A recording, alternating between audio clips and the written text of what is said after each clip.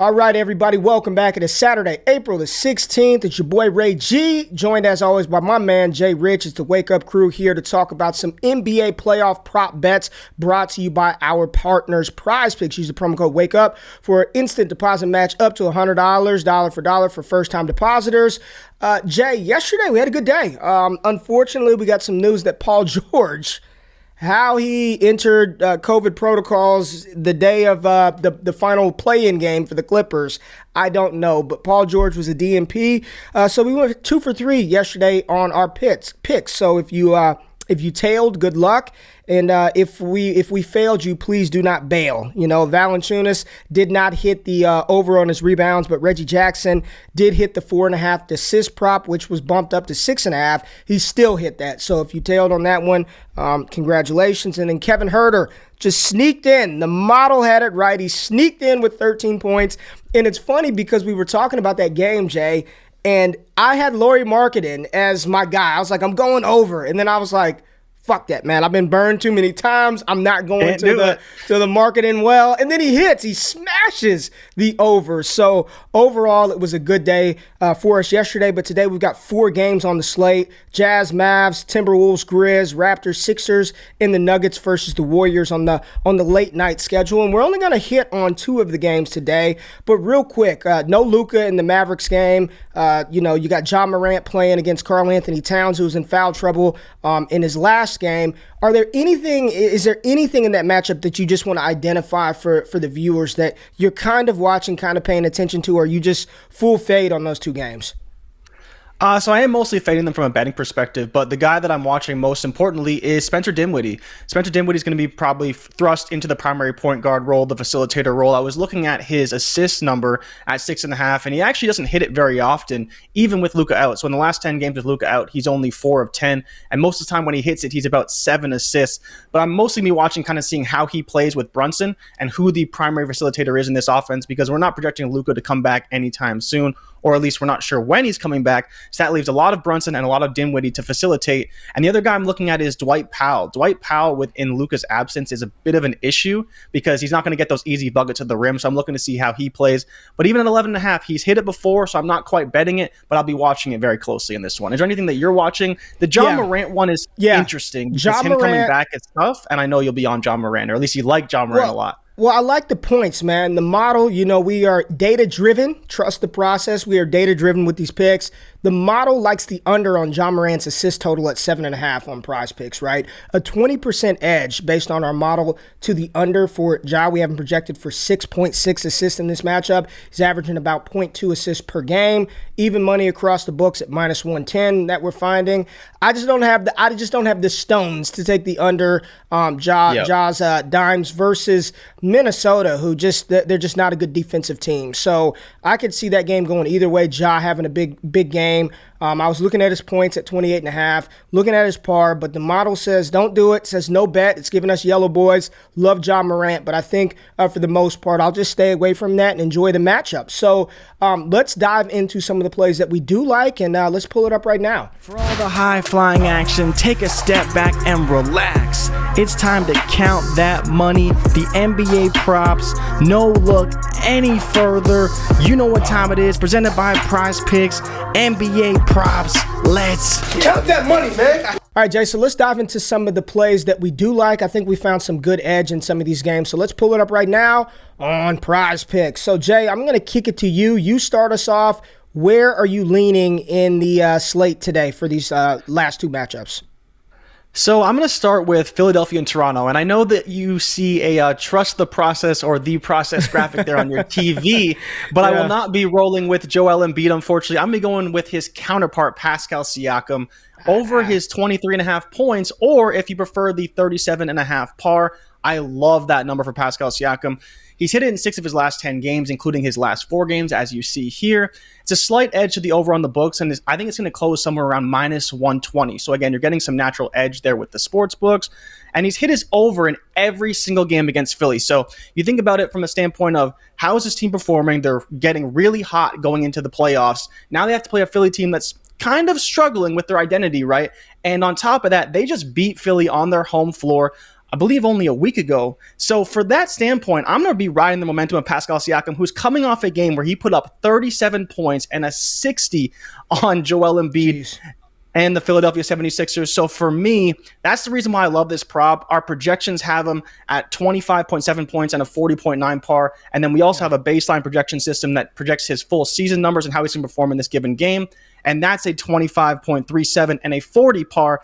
So pretty much every metric we test in this model likes it, and then he's got an edge to the overs on both. I'm going with the par, but if you like the points, both have great edges, and both should go over tonight in Philadelphia. Ray, where are you at with this game, and kind of how do you feel about it? I love it, man. Our model likes Siakam everything, and with the highest amount of edge to the par, 18% edge to the over on the par, spit out a green boy for us. You stole this one, man. This was one of my core four. This was going to be one of my core four plays, but I love the Siakam pick right here in a game in which, Toronto likes to slow it down. I don't think this is going to be a fast-paced game. Siakam has actually been really good distributing the ball as well, so know he's going to get his shots up. As long as he can distribute the ball, get a couple of assists, grab a couple of cheap rebounds, I think this is a great line for Siakam, so I'm with you. I'm all over this one. I'm also going to stay in the par lane. I know a lot of people call it points, rebounds, and assists, but par just is easier. Points, assists, rebounds. And I'm going with the star, the MVP of the NBA, Nikola Jokic, the Joker. I'm going with him. Even at, 50, 51 and a half, I don't care, man. I honestly don't care. The model loves him. It loves every metric. His assist number, we've got him projected at 9 assists. His prop is at 7.5. The points at 29.5. The model likes that over. So you know what? You look at some of these numbers, and I know it's hard to sort of comprehend or believe just how damn good he's been. But in he's 7 out of 10, his last 10 hitting this number, 55, 56, 59, 65, 62, 62, and 57 par. And I get it. Golden State is a tough defensive team, but they are going to chuck a lot of shots. There's going to be tons of rebound opportunities for the Joker. They are 12th. Golden State is 12th in center defense. He's averaging 52.3 par versus Golden State this season, and he's hit 61 in his last 5. That's what he's averaging in his last 5 is 61. I think this number is very low. Every projection system that I've looked at has him going over this number. It's high, but I feel really good about the over the Joker's par in this one. Stars are going to be stars. He is going to show why he is the MVP of the NBA. What do you think about this one? I know when I told you earlier, I said this is too low. And you said, what is it, 47.5? I said, no, 51.5. And you laughed. But man, it's hard to bet against this guy and what he's doing. He's rested. He's feeling good. You give him 35 minutes versus Golden State, he should smash this number.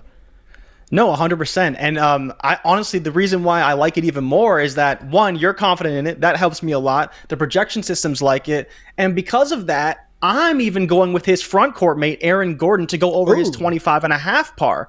And the reason why is for everything you outlined, right? Joker's playing at MVP levels, probably some of the best basketball he's ever played. And part of the reason why it's so great for Aaron Gordon is because that's who his front court mate is. That's who he can dish the ball to.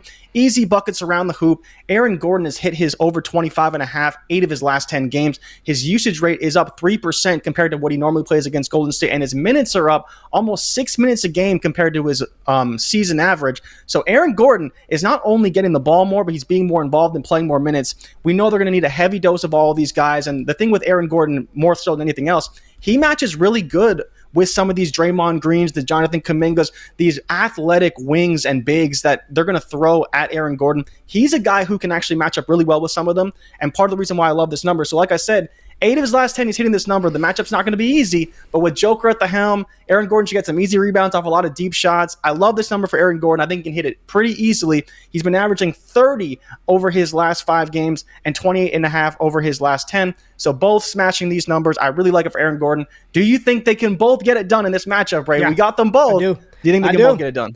I do. I do. And Aaron Gordon has the highest percentage of edge to the over in our model at 24%, higher than anybody else that we've plugged into the system. listen, Joker's going to get opportunities. He's a big facilitator, and Aaron Gordon is playing very good basketball down the stretch of the regular season, and I do think that's going to continue to carry over into this playoff matchup. All right, Jay, the last one that we're going to talk about, and these are our core plays. This is what we build our mix and match sort of system on PrizePicks off of: Siakam, Joker, Aaron Gordon. I'll tell you right now, I'm going to throw two out there for you because the model likes both of these. And I'm going to the Philadelphia game. We're going back there, and I'm looking at Tyrese Maxey over 3.5 assists. He's averaging 4.4 over his last 5. The model likes the over on this one with a 20% edge based on our projection system to the over. Our probability is he's going to hit this number. He's got a 64% chance of hitting the over 3.5 assists. I like Maxey's par. I like his assist, and I like his par. With James Harden sort of taking a backseat in the scoring department, slower pace game, Tobias Harris has actually been playing decent basketball down the stretch of the regular season. If you want to lean into the par and the points for Maxey, our model didn't like the points, but it loved his assist number. So I like this for Tyrese Maxey.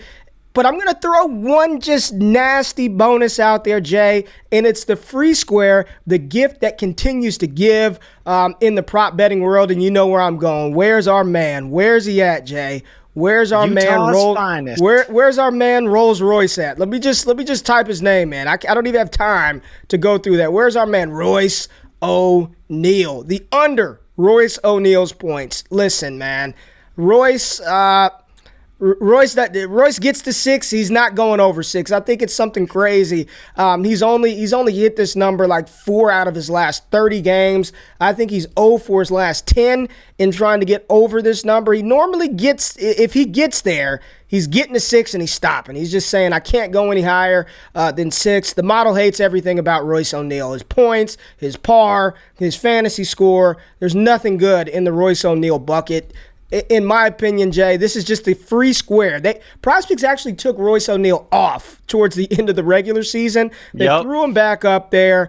Just and I know why they set it at 6, the push for Royce O'Neale. But I mean, all the money is to the under. I'm looking at his hit rate, man. This is just 0% in his last 10. Now, the silver lining, and to be fair, versus Dallas, he's averaging 7.8 points per game versus the Dallas Mavericks, and they are not very good versus small forwards. But number 2 in points allowed, I'm just not buying it. Minus 130 to the under on Royce O'Neale. I wouldn't be. I'm sure PrizePicks probably wants to pull this down, but I like the under Royce O'Neale. What do you think?